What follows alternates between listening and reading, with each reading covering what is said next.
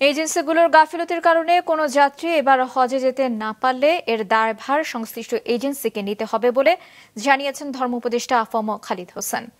দুপুরে সচিবালয়ে সংবাদ সম্মেলনে তিনি জানান, বেসরকারি ব্যবস্থাপনার 10,487 জনের জন্য এখনও পরিবহন এবং বাড়ি ভাড়ার চুক্তি করেনি 9টি এজেন্সি, যা শেষ করতে সৌদি সরকারের নির্ধারিত অ্যাপটি এখনও খোলা আছে।